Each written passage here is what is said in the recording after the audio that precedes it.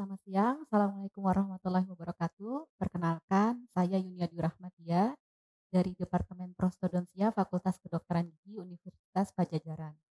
Pada sesi We Are in Graduate School Universitas Pajajaran kali ini, saya akan membahas mengenai seleksi membran untuk regenerasi tulang sebelum perawatan implan. Berikut kurikulum vitae dari saya. Saya menyelesaikan pendidikan S1 dokter gigi pada tahun 2002 sampai 1998 sampai 2004 di Universitas Indonesia.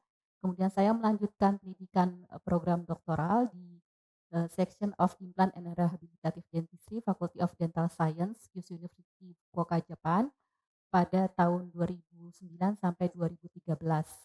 Kemudian dari tahun 2013 sampai 2020 saya menjadi peneliti di departemen yang sama di Kyushu University. Kemudian saya mendaftar di Unpad menjadi dosen sejak tahun 2021.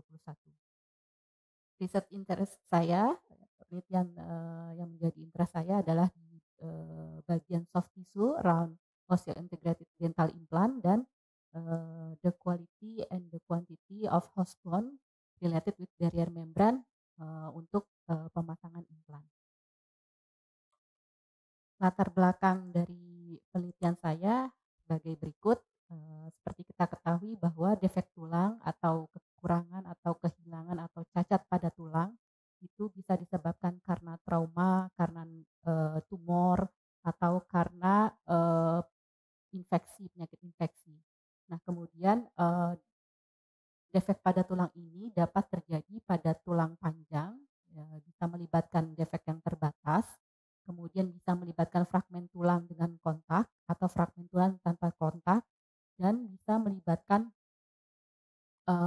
daerah artikular secara komplit, atau bisa juga defek tulang pada daerah kalvarial atau tengkorak dan pada tulang gigi.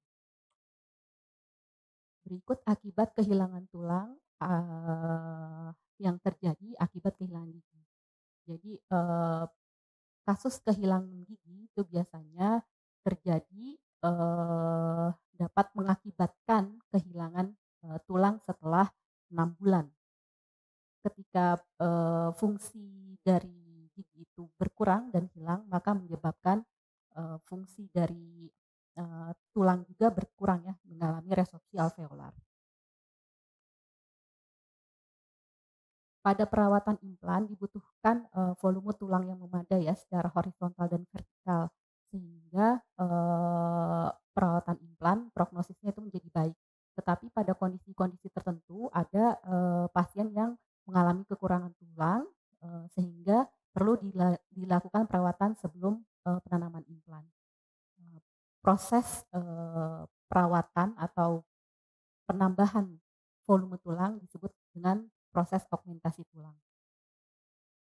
Berikut beberapa metode yang digunakan untuk menambah volume tulang, yaitu pertama distraksi osteogenesis, di mana induksi bedah fraktur secara bertahap, di mana dilakukan pemisahan antara kedua tulang, kemudian kita membuat tulang spontan dan regenerasi terjadi di antara dua fragmen tersebut. Kemudian cara yang kedua untuk augmentasi tulang adalah dengan osteoinduksi, di mana kita menggunakan faktor pertumbuhan atau sel osteoprogenitor untuk mendorong pembentukan tulang baru. Atau yang cara ketiga adalah dengan osteokonduksi. Nah, osteokonduksi ini dilakukan dengan menggunakan bone graft atau perencah tulang atau scaffolds untuk pembentukan tulang baru. Dan yang terakhir adalah penggunaan guided bone regeneration, yaitu penggunaan membran penghalang sehingga dapat merangsang regenerasi tulang baru dari jaringan tulang original. Proses augmentasi tulang yang paling sering dan paling banyak dilakukan adalah guided bone regeneration dan osteokonduksi atau penggunaan bone graft atau kombinasi di antara keduanya. Nah, prinsip untuk guided bone regeneration atau penggunaan membran adalah fungsinya untuk membiarkan pertumbuhan sel yang dibutuhkan dan menghalangi pertumbuhan sel yang tidak dibutuhkan untuk masuk ke dalam area defek, ya, area defek yang dimasukkan untuk proses regenerasi tulang. Beberapa kriteria desain membran, ya, supaya membran itu berhasil, perawatannya untuk pembentukan tulang, yaitu sebagai berikut, yaitu yang pertama adalah, sebuah membran harus biokompatibilitas. Kemudian, dia harus memiliki kemampuan untuk membuat ruang atau ketebalan membrannya itu harus cukup untuk membuat geometri, ruang atau space ruang secara cukup ya untuk pertumbuhan tulang. Kemudian integrasi jaringan, kemudian oklusivitas sel ini terkait dengan, porositas dari membran dan, pengelolaan secara klinisnya dapat dimanipulasi atau dikelola dengan mudah. Nah, sebuah membran itu harus memiliki kekuatan yang cukup. Untuk apa? Ya untuk menyediakan volume tadi ya, yang dipergunakan, untuk membuat ruang ya atau geometri geometri khusus untuk, rekonstruksi, fungsional dari pembentukan tulang. Kemudian untuk menahan, tekanan atau jaringan mukosa di atasnya ya, sehingga, si ruangan itu tetap, berada pada geometri geometri tertentu. Jadi tidak runtuh ke dalam area defek. Kemudian, membran itu juga harus sebaiknya dia memiliki selektivitas terhadap, selektif permeabilitas ya untuk memungkinkan, zat atau nutrisi atau bioaktif, seperti oksigen, dan zat-zat lain yang diperlukan untuk pertumbuhan tulang. Juga untuk menghindari penetrasi dari sel fibroblast gingiva. Seleksi material, untuk guided bone regeneration atau regenerasi tulang ini itu, tentunya berpengaruh, terhadap fungsinya ya. Jadi kalau materialnya itu yang perlu diperhatikan misalnya dari sifat fisik, kemudian sifat biologis membrannya, dan bagaimana kebutuhan perawatan. Jadi tergantung, kasus-kasus tertentu begitu ya. Nah kemudian ada beberapa tipe membran ya, yaitu, membran yang, bisa digunakan adalah yang tipe resorbable atau dapat diserap oleh tubuh ya. Kemudian dia, punya keuntungan yang lainnya adalah untuk, dia dapat mengeliminasi karena dia dapat diserap oleh tubuh maka dia mengeliminasi kebutuhan untuk operasi kedua, untuk, operasi pengambilan membran. Namun, dia memiliki kekurangan yaitu membran resorbable itu tidak, kurang kaku ya, jadi tidak cukup, kuat untuk, menahan geometri khusus ketika ada beban, di atasnya seperti jaringan atau, beban pengunyahan misalnya. Kemudian, kekurangan yang lain adalah waktu resorpsinya, dia tidak bisa diprediksi dan perlu adanya support tambahan. Seperti misalnya kita bisa menambahkan bone graft di bawahnya atau di dalam area defek sehingga, dia menahan atau, menahan, si membran untuk, runtuh ya ke dalam daerah defek. Kemudian, contoh dari tipe resorbable membran ini adalah kolagen ya, jadi natural natural collagen membrane dan synthetic polymers. Kemudian untuk yang tipe membran non resorbable ini adalah, tipe yang tidak dapat diserap oleh tubuh. Jadi perlu adanya, operasi kedua yaitu merupakan, kekurangan dari non resorbable ini. Kemudian, kelebihannya non resorbable adalah dia mampu untuk mempertahankan ruang dengan lebih baik karena sifatnya dia yang lebih kaku ya, dan keberhasilan pembentukan tulang ini telah banyak dilaporkan, di berbagai penelitian. Namun demikian non-resorbable juga memiliki kekurangan selain harus dilakukan operasi kedua, dia adalah, biasanya itu dilaporkan exposure gitu ya. Jadi, dia terbuka gitu operasinya itu terhadap daerah luar. Nah, contoh dari non-resorbable adalah titanium mesh dan dense polytetrafluoroethylene.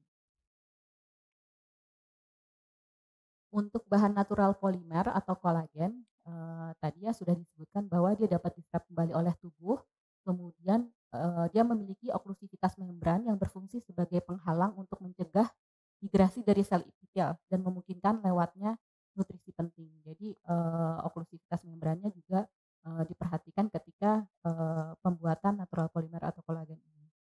Namun, tadi ya, konsistensinya dia sifatnya lunak, jadi, sangat mudah untuk dia kolaps ke dalam daerah defek dan degradasinya cepat. Nah, kalau misalnya dia terekspos, degradasinya akan semakin cepat. Kemudian yang sintetik polimer, contoh yang saya berikan di sini adalah, berbahan dasar dari polylactic glycolic acid atau PLGA ya. Ya ini juga dilaporkan, dia dapat menginduksi augmentasi tulang yang cukup dan mengarah pada keberhasilan perawatan implan. Kemudian,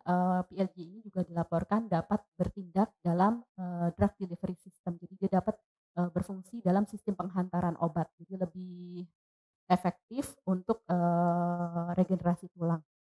Tapi, PLJ ini juga memiliki soft konsistensi. Jadi dia sangat lunak konsistensinya dan, eee, degradasinya itu tidak dapat diprediksi. Sehingga ketika diperlukan gitu ya, ternyata sudah degradasi, makanya dapat menghambat augmentasi tulang dan karena soft konsistensi membrannya bisa kolaps.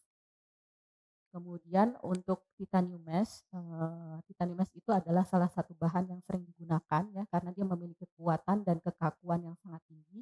Dia juga tahan terhadap suhu tinggi dan tahan terhadap korosi, yang memungkinkan untuk, dilakukan, clinical, secara manageability-nya ya, kemampuan untuk dikelola klinis secara mudah, karena dia bisa dibengkokkan, kemudian dikontur dan diadaptasi dengan, cacat cacat tulang ya atau misalnya defek tulang yang sangat unik bentuknya, bisa sangat beragam pada setiap kasus pasien dan dia kurang rentan tapinya terhadap, dan dia kurang rentan terhadap kontaminasi bakteri. Jadi baik digunakan ya.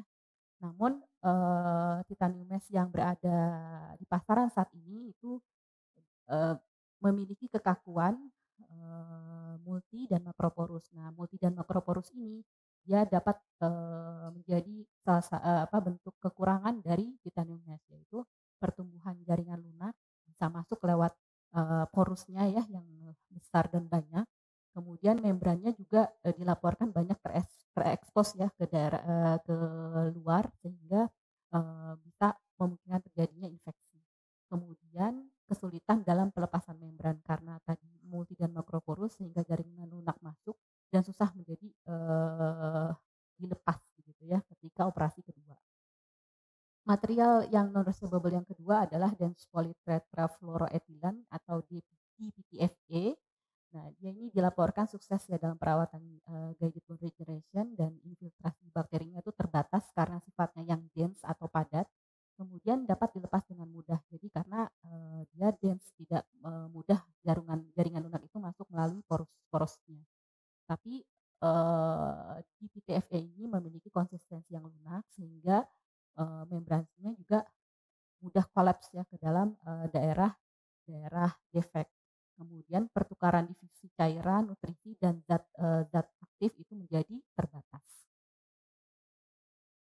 Eee, di negara Indonesia yang mayoritas adalah, muslim gitu ya, perlu diperhatikan selain, persyaratan tadi ya, persyaratan kebutuhan perawatan dan material, properties atau material sifat fisik material, biologi dan biologisnya, juga perlu diperhatikan tentang titik kritis kehalalan dari material, guided bone regeneration. Karena dari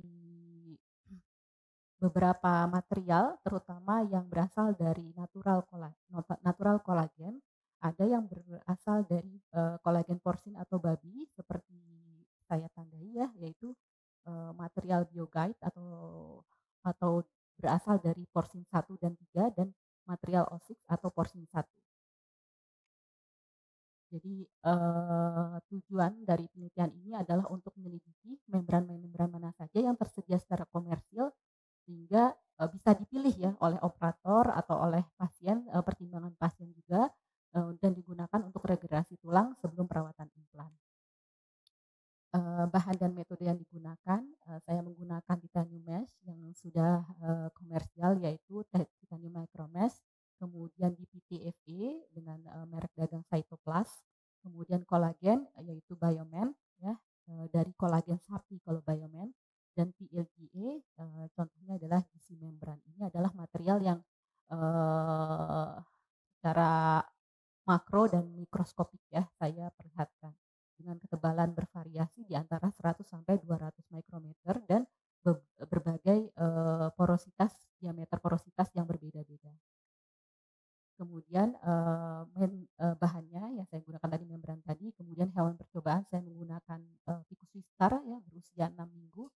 Ini metodenya, menggunakan anestesi dan prosedur bedah di mana saya, melakukan, pembedahan ya atau melakukan preparasi pada daerah kalvarial dari tikus ya, dengan menggunakan Trefinber sehingga terbentuk, eee,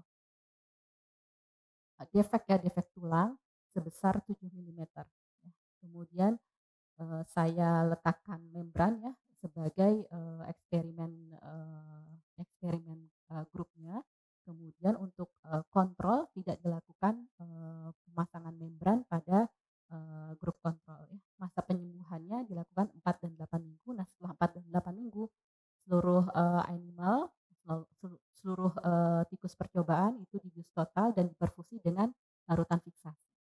Kemudian, saya lakukan biopsi blok ya, jadi secara, pemotongan tulang, kalvaria termasuk dari, membrannya dipotong, kemudian saya analisa secara microcomputed tomography ya untuk melihat, pertumbuhan tulangnya secara radiografis dengan parameternya adalah persentase bone, volume atau volume tulang dan, untuk, pemeriksaan dari mineralisasi, dari pembentukan tulang yang baru atau bone mineral density. Hasil analisis microCT ini kemudian saya analisa dengan, metode statistik post hoc t-test. Setelah dilakukan pemeriksaan secara histologis, saya melakukan analisa histologis, setelah analisa microCT, saya melakukan analisa histologis, di mana spesimen didehidrasi dengan serangkaian etanol ya, bertingkat ya dari 50% hingga 100%, kemudian aseton dan silen, dan kemudian dipendam di dalam larutan metil metakrilat. Kemudian setelah mengeras, sampel di dalam resin metakrilat, sampel dipotong, kemudian saya poles dan diwarnai dengan metode Mason trichrome. Kemudian analisa ini saya evaluasi di bawah mikroskop cahaya. Hasil setelah pembedahan adalah sebagai berikut ya. Untuk persentase bone volume atau volume tulang ya, dilaporkan setelah 4 dan 8 minggu titanium mesh itu memiliki persentase yang lebih besar daripada membran lain dan, kelompok kontrol. Nah, menurut, penelitian sebelumnya bahwa ketebalan 100 sampai 200 mikrometer itu adalah ketebalan yang ideal ya untuk rekonstruksi defek, jaringan tulang yang besar. Dan, tadi saya sebutkan bahwa semua membran yang saya gunakan di sini adalah memiliki ketebalan di range ideal dari, untuk rekonstruksi, defek tulang ya.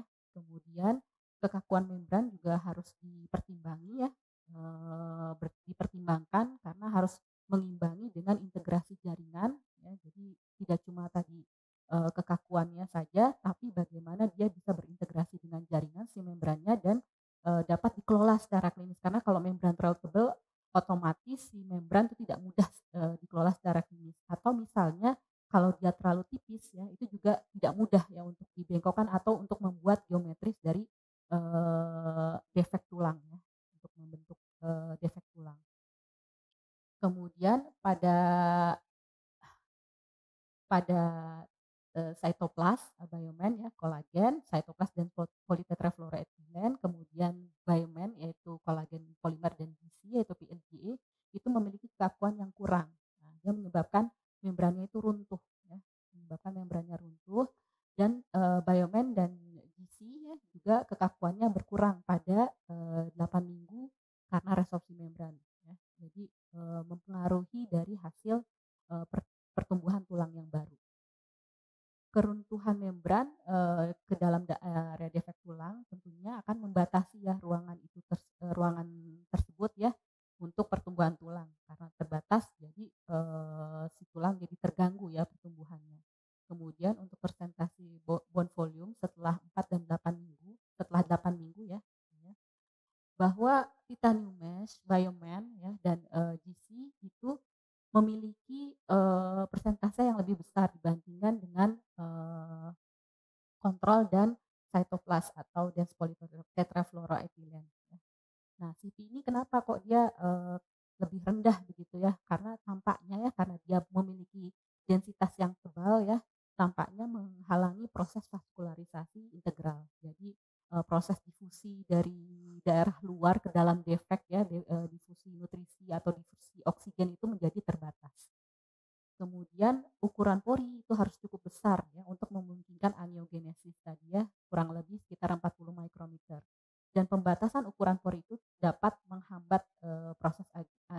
osteogenesis. Namun kalau kita meningkatkan porositas penghalang, dapat meningkatkan tingkat osteogenik awal ya. Jadi pada awal-awalnya ini, biasanya dia, besar begitu ya tingkat osteogeniknya, tapi kemudian jumlah akhirnya itu dari tulang osteogenetiknya itu adalah terbentuknya sama. Jadi contohnya misalnya tadi TM pada 4 minggu itu dia lebih besar, tapi pas setelah 8 minggu TM, Biomed, dan GC itu, terbentuknya hampir sama gitu. Kemudian untuk bone mineral density, nilai BMD, untuk cytoplasm dan C yang tadi, bone volume-nya itu rendah, dia nilai BMD-nya ini lebih besar justru ya, dibandingkan dengan titanium mesh, Biomed, dan GC. Nah, titanium mesh itu memiliki nilai mineralisasi yang paling rendah. Dan di sini disebutkan bahwa persentase bone volume yang lebih besar itu terkait dengan kepadatan mineral tulang yang lebih rendah. Berikut evaluasi histologi setelah 4 dan 8 minggu, dapat dilihat di sini ya, yang atas adalah, titanium mesh, kemudian yang tengah cytoplasm, kemudian Biomed, GC, dan, kontrol ya, tidak dilakukan pemasangan membran. Pada daerah panah diperlihatkan bahwa beberapa membran kolaps ya, atau runtuh ke daerah defek sehingga mempengaruhi, pembentukan tulang.